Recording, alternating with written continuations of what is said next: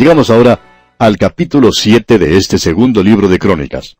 Estamos observando el reino de Salomón, y gran parte del reino de Salomón, como ya hemos apreciado, tiene que ver con la edificación del templo en la ciudad de Jerusalén. De todos los capítulos de este segundo libro de Crónicas, 9 de ellos, por lo menos, son dedicados a la construcción y a la dedicación del templo. Ahora, en el capítulo 7, vemos la aceptación de Dios del templo. Pudimos ver en el capítulo 6 que Salomón predicó un sermón, y de eso ya hemos hablado. Luego acabamos de ver la gran oración dedicatoria de Salomón en el templo.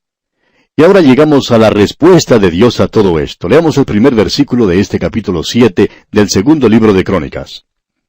Cuando Salomón acabó de orar, descendió fuego de los cielos y consumió el holocausto y las víctimas, y la gloria de Jehová llenó la casa. Esto es lo que ocurrió, recuerda usted, cuando Moisés construyó el tabernáculo en el desierto. Él lo preparó, y luego la gloria de Dios llenó el tabernáculo. Ahora, aquí Dios acepta el templo. Como hemos dicho, hubo cierto deterioro, eso por lo menos creemos nosotros, y luego vemos que el fuego de los cielos consume el sacrificio.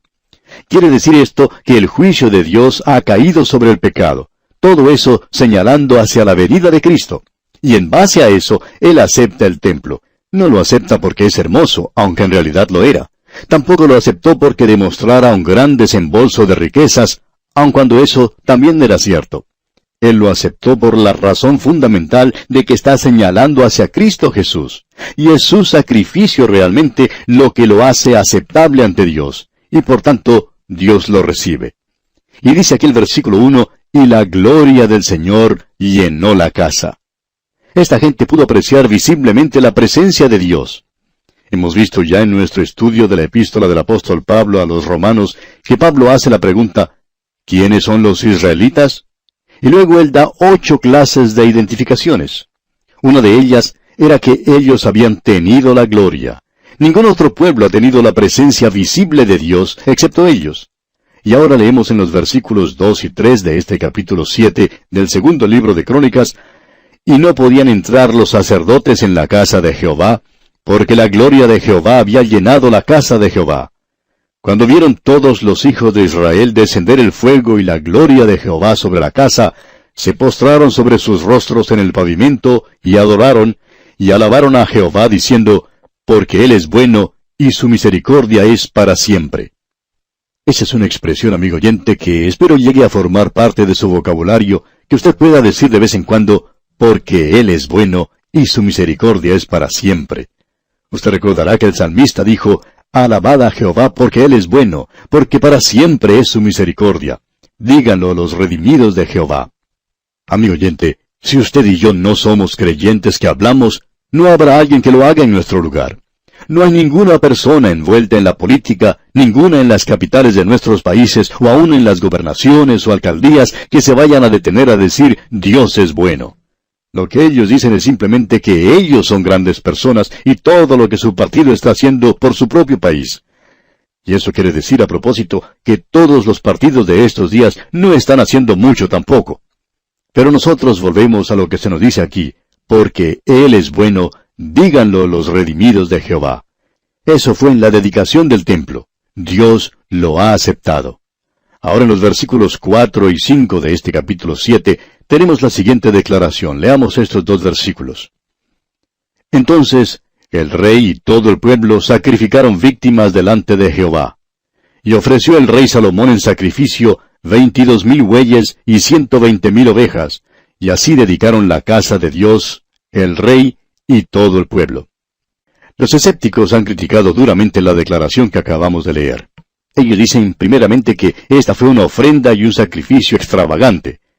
Esa es la primera crítica de ellos. Luego, en segundo lugar, dicen que hubiera sido imposible físicamente el haber ofrecido tantos sacrificios en el altar. Pero permítanos decirle, amigo oyente, que esa es la clase de crítica que uno escucha. Y en tercer lugar, dicen que eso era algo que no era necesario, que no tenían que haber matado tantos animales. La Sociedad Protectora de Animales, estamos seguros, protestaría contra esto. Bien, entonces, miremos eso por un momento a la luz de la palabra de Dios y con la ayuda de lo que conocemos en el día de hoy. En primer lugar, tenemos que aclarar que todos esos animales no fueron sacrificados todos al mismo tiempo en un solo altar. Para esta ocasión especial, creemos que se había erigido altares sobre toda el área alrededor. Y no solo en ese lugar. Mucha gente de la nación de Israel no pudo hacer el viaje a Jerusalén y también querían participar. Y también pensamos que altares habían sido levantados en muchas partes de la nación en esa ocasión.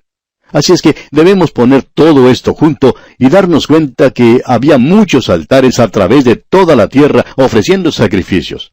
De esa manera no es algo imposible físicamente. Pero, ¿por qué semejante gasto? Para que cada zona del país pudiera tener su propio sacrificio.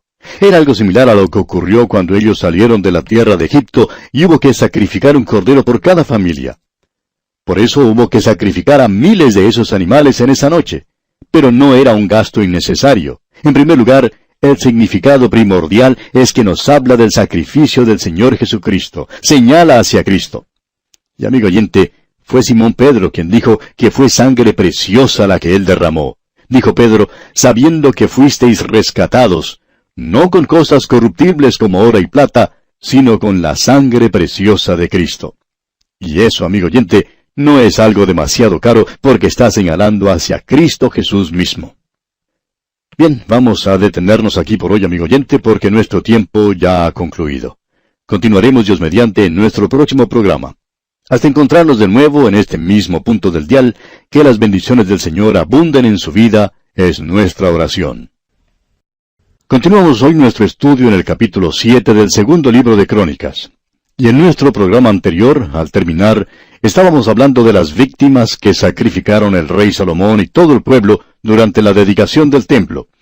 Y decíamos que los escépticos han criticado duramente esta declaración de las víctimas que sacrificaron. Dicen primeramente que esta fue una ofrenda y un sacrificio extravagante. Esa es la primera crítica que ellos hacen. En segundo lugar, dicen que hubiera sido imposible físicamente el haber ofrecido tantos sacrificios en el altar. Esa es la clase de crítica que uno escucha. Y en tercer lugar, dicen que esto era algo que no era necesario, que no tenían que haber matado a tantos animales. ¿Recuerda usted que mencionamos que la Sociedad Protector de Animales de seguro que protestaría contra todo esto? Y comenzamos entonces a mirar a la luz de la palabra de Dios y con la ayuda de lo que conocemos en el día de hoy este asunto. Y en primer lugar dijimos que tenemos que aclarar que todos esos animales no fueron sacrificados todos al mismo tiempo en un solo altar. Para esta ocasión especial creemos que se había erigido altares sobre toda el área alrededor y no solo en ese lugar. Mucha gente de la nación de Israel no pudieron hacer el viaje a Jerusalén y también querían participar. Pensamos también que altares habían sido levantados en muchas partes de la nación en esa ocasión. Así es que debemos poner todo esto junto y darnos cuenta que había muchos altares a través de toda la tierra ofreciendo sacrificios. De esa manera entonces no es algo imposible físicamente. Pero, ¿por qué semejante gasto? Para que cada zona del país pudiera tener su propio sacrificio. Era algo similar a lo que ocurrió cuando ellos salieron de la tierra de Egipto. Hubo que sacrificar un cordero por cada familia. Por ello hubo que sacrificar a miles de esos animales en esa noche. Pero no fue un gasto innecesario. En primer lugar, el significado primordial es que nos habla del sacrificio del Señor Jesucristo. Señala hacia Cristo. Y amigo oyente, Simón Pedro dijo que fue sangre preciosa la que Él derramó. Dice el apóstol Pedro en el capítulo 1 de su primera carta, sabiendo que fuisteis rescatados no con cosas corruptibles como oro o plata, sino con la sangre preciosa de Cristo. Y eso, amigo oyente, no es algo demasiado caro, porque está señalando hacia Cristo mismo. Luego, los animales de los sacrificios fueron usados más tarde. Tenemos que decir que en el holocausto, todos esos sacrificios eran consumidos totalmente por el fuego. Pero había otros sacrificios, como los sacrificios de paz y otros. Esa carne fue distribuida para ser consumida individualmente, ya que esta era una ocasión de fiesta y no de ayuno. Por tanto, hubo oportunidad para que los asistentes participasen de esa manera en la gran fiesta. Así que, amigo oyente, dele una oportunidad franca y cabal a la Biblia. Cuando usted tenga oportunidad de observar esto desde una perspectiva bíblica, entonces todo esto tendrá mayor significación. Hay muchos creyentes que se quejan de los gastos que tienen lugar en algunas iglesias para sus actividades, pero que nunca se lamentan del dinero que se gasta en actividades mundanas. ¿Usted piensa que fueron muchos los animales que fueron sacrificados en esa ocasión? ¿Sabe cuántos son muertos en nuestros países todos los días para poder alimentar a la población? Bueno, no vamos a mencionar números, pero nos podemos dar cuenta con toda facilidad cuántos pueden ser. Literalmente miles de animales son muertos, pero no nos quejamos porque son sacrificados para nuestra propia satisfacción. Pero esto que se menciona aquí era para la gloria de Dios. Yo no sé cómo piensa usted, amigo oyente, pero yo me pongo al lado de Salomón en esa ocasión, y yo creo que hizo lo correcto. Esos sacrificios señalan hacia el Señor Jesucristo, y Él derramó su sangre preciosa por mí. Leamos ahora el versículo 6 de este capítulo 7 del segundo libro de Crónicas. Y los sacerdotes desempeñaban su ministerio, también los levitas, con los instrumentos de música de Jehová, los cuales había hecho el rey David para alabar a Jehová, porque su misericordia es para siempre, cuando David alababa por medio de ellos. Asimismo los sacerdotes tocaban trompetas delante de ellos, y todo Israel estaba en pie. Hay una cosa que quisiéramos lograr por medio de este ministerio radial, y es que los hijos de Dios alaben al Señor y que digan, Dios es bueno y su misericordia es para siempre. ¡Ah, cuán bueno ha sido Dios conmigo! ¿Ha sido Él bueno con usted, amigo oyente? Si es así, dígalo. Dios es bueno con nosotros. Eso es lo que Salomón está diciendo, y él vuelve a David. Ahora en el versículo 7 leemos, también Salomón consagró la parte central del atrio que estaba delante de la casa de Jehová, por cuanto había ofrecido allí los holocaustos y la grosura de las ofrendas de paz, porque en el altar de bronce que Salomón había hecho no podían caber los holocaustos, las ofrendas y las grosuras. No nos vamos a detener en este versículo, sino que vamos a seguir adelante con la lectura en este capítulo para ver qué es lo que se nos dice en los versículos 11 al 14 ahora. Terminó pues Salomón la casa de Jehová y la casa del rey, y todo lo que Salomón se propuso hacer en la casa de Jehová y en su propia casa fue prosperado. Y apareció Jehová a Salomón de noche y le dijo, Yo he oído tu oración, y he elegido para mí este lugar por causa del sacrificio. Si yo cerrare los cielos para que no haya lluvia, y si mandare la langosta que consuma la tierra, o si enviare pestilencia a mi pueblo, si se humillare mi pueblo, sobre el cual mi nombre es invocado, y oraren y buscaren mi rostro, y se convirtieren de sus malos caminos, entonces yo oiré desde los cielos, y perdonaré sus pecados, y sanaré su tierra. Vamos a dedicar bastante tiempo considerando esta porción de las Escrituras, porque creemos que no hay otra parte que haya sido tan sacada de su contexto, que haya sido utilizada sin cuidarse de su significado primario, y que es usada como una promesa de Dios a nosotros, si es que hacemos ciertas cosas en cambio, y entonces Dios hará estas cosas. Este versículo ha sido remodelado de muchas maneras para servir en cualquier situación local. En realidad, ha sido utilizado para promover avivamientos. Y quizá usted en sus campañas evangelísticas ha escuchado quizá al mismo evangelista o alguno relacionado con esa campaña levantarse y mencionar esta porción y decir, esta es la porción de la Escritura en la que estamos colocando nuestra base, nuestra confianza. Esta forma de tratar las Escrituras, amigo oyente, nos hace recordar lo que aparece en los periódicos, generalmente los días domingos, como pasatiempo.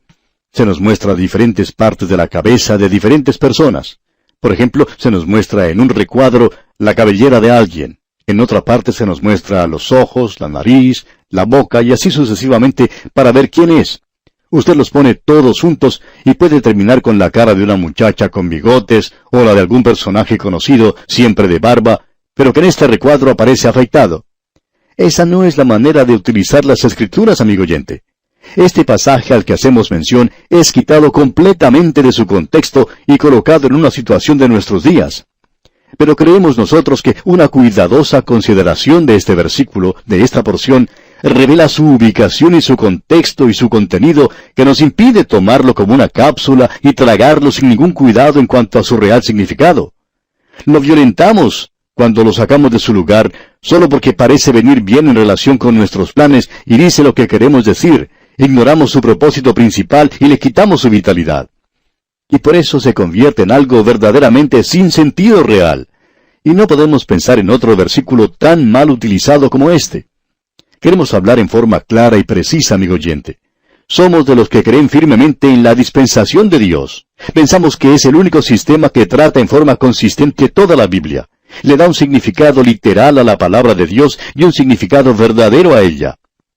En algunos seminarios denominacionales se ignora la mayor parte de las Escrituras porque ellos no tienen una interpretación para eso. Enseñan como si la Biblia fuera un granero para maíz. Uno saca lo suficiente como para alimentar a las gallinas y deja el resto y no se preocupa más por eso. El único problema con esto es que usted no quiere regresar allí porque puede tener dificultades. Creemos que la interpretación dispensacional, si se nos permite el uso de esta palabra, tiene sus problemas, pero resuelve muchos más que cualquier otra interpretación que se haya mencionado. Reconocemos que el Sermón del Monte mira hacia el reino futuro y que será la ley del reino, pero también creemos que tiene un mensaje para nosotros en nuestros días. Pensamos que el Padre Nuestro pierde su significado cuando se lo usa de la misma manera que lo están haciendo en algunas iglesias solventes. Pero creemos que en la gran tribulación, esa oración va a tener un significado real. Aun cuando creemos en la dispensación de Dios, no somos extremistas en cuanto a eso. Nunca hemos excluido el Sermón del Monte. En realidad, predicamos sobre él. Muestra que el hombre no alcanza las normas señaladas por Dios. También encontramos que el Padre Nuestro es de ayuda. Yo lo uso también como mi oración. Lo que tenemos que notar es que hay una interpretación de las Escrituras. Eso es una cosa. Otra diferente es la aplicación de las Escrituras. Hay un viejo dicho entre los círculos cristianos que dice, toda la Escritura es por nosotros, pero no toda la Escritura es para nosotros. Ahora bien, la interpretación de este versículo de las Escrituras es que no ha sido escrito para nosotros. Su aplicación es por nosotros. La ocasión es, como hemos visto, la dedicación del templo de David que edificó Salomón. Es la palabra de Dios a Salomón con respecto a esa tierra y en ese día. Después de la dedicación, Salomón dirigió a Dios esa gran oración que ya hemos tenido ocasión de mencionar. Dios le responde entonces a Salomón, y ahora Dios recuerda las oraciones de su pueblo y le dice en el versículo 14, mi pueblo, sobre el cual mi nombre es invocado. Note usted, mi pueblo. ¿A quién se está dirigiendo? Pues por mi pueblo se entiende Israel, sobre el cual mi nombre es invocado. También dice, si se humillare. Y luego más adelante la tercera cosa es, y oraren y buscaren mi rostro, y se convirtieren de sus malos caminos. Ahora Dios prometió tres cosas a Israel, que Él oiría sus oraciones, perdonaría sus pecados, y que sanaría su tierra. Eso tenía mucho significado para Israel, condiciones determinadas indicadas por Dios. Y su historia demuestra la exactitud y el positivismo literal de ellas. Ahora tenemos la interpretación. Cuando uno va al Nuevo Testamento, encuentra a Juan el Bautista diciendo, arrepentíos porque el reino de los cielos se ha acercado. El Señor Jesucristo las repitió llamando a la nación a que acepte sus condiciones. Esas condiciones y las promesas de Dios serán cumplidas. Era una oferta legítima. Los israelitas han sido diseminados por todo el mundo. Ellos no pueden tener paz en esa tierra porque no han cumplido con esas condiciones. Esa es una interpretación literal. Ahora veamos la aplicación. Este versículo tiene un mensaje para mí. No lo puedo echar a un lado solo porque Dios no lo dirigió para mí. Creemos que tiene una fórmula, una receta. Dice, mi pueblo. Ahora, ¿quiénes son en estos días los que pertenecen a su pueblo? Él tiene un pueblo hoy, y ese pueblo proviene de la iglesia. Dice la Escritura, quien se dio a sí mismo por nosotros para redimirnos de toda iniquidad y purificar para sí un pueblo propio. Dios tiene su pueblo, y Él dice, si se humillare mi pueblo. La carne es muy orgullosa. Se nos dice de una manera inequívoca en la palabra de Dios por medio del apóstol Pablo en su carta a los Efesios, capítulo 4, versículos 1 y 2, lo siguiente. Yo pues, preso en el Señor, os ruego que andéis como es digno de la vocación con que fuisteis llamados, con toda humildad y mansedumbre, soportándoos con paciencia los unos a los otros en amor. Y ese es un fruto del Espíritu. El fruto del Espíritu es amor, gozo, paz, paciencia, benignidad, bondad, fe, mansedumbre, templanza. La humildad mental es algo recomendable en el creyente en estos días. Continuando ahora con este versículo 14, aquí en el capítulo 7 del segundo libro de Crónicas, tenemos una frase que dice, que si ellos oraren. Y en otra parte en la Escritura se nos dice, orando en todo tiempo con toda oración y súplica. Y luego en este mismo versículo 14 se nos dice, y buscar en mi rostro. Allá en la primera epístola del apóstol Juan, leemos que si confesamos nuestros pecados, Él es fiel y justo para perdonar nuestros pecados y limpiarnos de toda maldad. Luego en el capítulo 3 de la carta del apóstol Pablo a los Colosenses se nos dice, si pues habéis resucitado con Cristo, buscad las cosas de arriba. Ese es un mensaje para mí. Luego continuamos leyendo aquí en este versículo 14 del capítulo 7 del segundo libro de Crónicas, y se convirtieren de sus malos caminos. Y Dios, amigo oyente, tiene mucho que decir sobre el arrepentimiento a los creyentes. Allá en el libro de Apocalipsis, capítulo 3, versículo 19, dice, yo reprendo y castigo a todos los que amo. Sé pues celoso y arrepiéntete. Y en el capítulo 6 de la carta a los Hebreos se nos dice que aquellos que recayeron sean otra vez renovados para arrepentimiento. Y el arrepentimiento creemos que es para el Hijo de Dios. Nos preguntamos entonces, ¿qué parte le toca a Dios? Pues bien, Dios ha hecho una promesa, dice que Él oirá. Y allá en la primera carta del apóstol Juan, capítulo 3, versículo 22, leemos, y cualquier cosa que pidiéremos, la recibiremos de Él, porque guardamos sus mandamientos y hacemos las cosas que son agradables delante de Él. Dios también dice, y perdonaré. Si confesamos nuestros pecados, Él es fiel y justo para perdonar nuestros pecados. Y luego dice, y sanaré su tierra, como parte final de este versículo 14. No vemos en ninguna parte donde Él diga que hará eso. El secularismo pone énfasis en eso. No hay ninguna promesa en este día que diga que Dios garantiza una bendición material. Somos bendecidos, amigo oyente, con toda clase de bendición espiritual. Tomemos como ejemplo a usted y a mí. Somos extranjeros, enemigos de Dios. Pero ahora hemos sido hechos hijos de Dios, redimidos por la sangre de Cristo, y Él nos perdona nuestros pecados. El cielo es nuestro hogar, y la nueva Jerusalén nuestro objetivo. Hemos sido liberados del infierno, y hoy este versículo tiene un mensaje para nosotros. Pero debemos entender algo de una manera clara. Y es que este versículo no ha sido dado para nosotros. Así que lo podemos usar junto con la interpretación del Nuevo Testamento.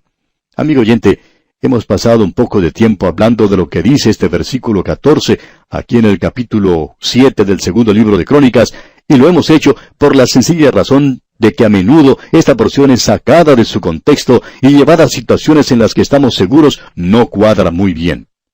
Si usted quiere tomar estas 5 condiciones que Dios le dio a Israel, usted podrá ver que son condiciones que también son para el creyente del día de hoy. Pero no se las toma de aquí. Usted debe ir al Nuevo Testamento y allí puede encontrar que Dios tiene su pueblo. Dice, si mi pueblo, que es su iglesia, en aquel entonces era la nación de Israel. Si se humillare mi pueblo. La humildad es uno de los frutos del Espíritu Santo en nuestros días. Luego dice, y oraren. Nosotros también somos incitados, impulsados a orar. Luego dice, y buscar en mi rostro. Y nosotros también buscamos su rostro cuando llegamos ante Él, confesando nuestras faltas. Y luego dice, si se convirtieren de sus malos caminos. Él nos pide que nos arrepintamos, y eso es lo que quiere decir con convertirse de sus malos caminos. Dios dice que Él hará 3 cosas. Él oirá desde los cielos. Él ha prometido escuchar la oración de los suyos en el día de hoy. Y Él dice, perdonaré sus pecados de la misma manera que lo hace hoy en el nombre de Cristo, si nosotros le pedimos y si confesamos nuestros pecados. Esa es la condición en nuestros días. Y luego dice, y sanaré su tierra. En este caso, no podemos encontrar en ningún lugar donde el Señor va a sanar alguna porción de la tierra. Si Dios le ha bendecido en sus negocios, amigo oyente, y si usted está criando cosas como un ganadero, como propietario, entonces puede considerar que en realidad Dios no le prometió eso para usted en este día. Él ha prometido bendiciones espirituales. No sabemos por qué las personas que sacan ese versículo de su contexto lo siguen leyendo. Bueno, creemos que sabemos por qué lo hacen. Leamos ahora el versículo 15 de este capítulo 7 del segundo libro de Crónicas, que dice, ahora estarán abiertos mis ojos y atentos mis oídos a la oración en este lugar. Lo que nos llama la atención aquí es que esta es la dedicación del templo en Jerusalén. Ahora, si usted quiere seguir esto al pie de la letra, entonces debe subir al próximo avión que salga para Jerusalén e ir a ver el templo. Lo malo es que allí no hay ningún templo. Lo único que va a encontrar en ese mismo lugar es la mezquita de Omar. No sabemos por qué la gente insiste en sacar versículos de su contexto. Eso nunca fue la intención. Lo que aquí se dice era propio para la gente de esa época, aun cuando podemos aplicar algo de lo expresado en nosotros mismos. Pero creemos que es mucho mejor ir a buscar y conseguir lo que Dios nos dice en una forma más directa. Bien, prosigamos ahora con el versículo 16 de este capítulo 7 del segundo libro de Crónicas.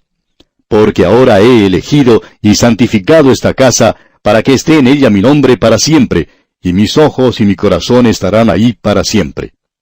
Si usted pudiera visitar Jerusalén y hospedarse en uno de los hoteles que están cerca a este lugar, podría levantarse por la mañana y mirar a través de las ventanas este mismo sitio que es mencionado en este pasaje. Y quizá pueda decir para sí mismo, estoy mirando el mismo lugar que Dios está mirando, porque este sitio es un lugar muy especial para Dios. Ahora leamos los versículos 17 y 18. Y si tú anduvieres delante de mí como anduvo David tu padre, e hicieres todas las cosas que yo te he mandado, y guardares mis estatutos y mis decretos, yo confirmaré el trono de tu reino, como pacté con David tu padre, diciendo, no te faltará varón que gobierne en Israel. Dios les había prometido el linaje davídico, que no llegaría a haber tiempo durante el cual no tuvieran quien reinara. No hay nadie hoy en esa tierra que pueda decir que es del linaje de David. Pero hay uno que está sentado hoy a la mano derecha de Dios y a quien se dijo, siéntate a mi diestra hasta que ponga a tus enemigos por estrado de tus pies. Ahora los versículos 19 y 20 dicen, Mas si vosotros os volviereis y dejareis mis estatutos y mandamientos que he puesto delante de vosotros, y fuereis y sirviereis a dioses ajenos y los adorareis, yo os arrancaré de mi tierra que os he dado, y esta casa que he santificado a mi nombre, yo la arrojaré de mi presencia, y la pondré por burla y escarnio de todos los pueblos. Y eso es lo que ese lugar llegó a ser y es en el día de hoy. Ya no es un lugar sagrado. La mezquita de Omar se encuentra allí.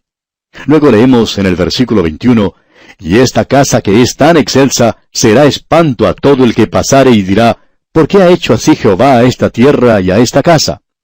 Cuando uno se pone en la actualidad a ver el sitio donde estaba el templo, no puede menos que preguntarse, ¿por qué se encuentra en esas condiciones? Allí tenía que haber estado la casa de Dios.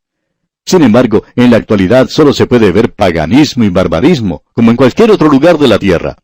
Uno pensaría que, ya que era el lugar que él había elegido, no dejaría que eso sucediera. Pero lo que está ocurriendo es exactamente lo que Dios dijo que ocurriría. Ahora el versículo final de este capítulo 7, versículo 22 dice, Y se responderá, por cuanto dejaron a Jehová, Dios de sus padres, que los sacó de la tierra de Egipto, y han abrazado a dioses ajenos, y los adoraron y sirvieron. Por eso Él ha traído todo este mal sobre ellos. Esa es la respuesta que se debe dar cuando se hace una pregunta sobre la actual condición de ese lugar. La palabra de Dios lo dice con toda claridad. Lo sucedido es porque ellos dejaron a Jehová Dios. Y así llegamos al final de este capítulo 7 del segundo libro de Crónicas, y de la misma forma llegamos también al final de este estudio por el día de hoy. En nuestro próximo programa daremos comienzo al capítulo 8 de este segundo libro de Crónicas. Le invitamos a sintonizarnos. Será pues, hasta entonces, que las bendiciones del Señor sean su más rica herencia, ahora y siempre.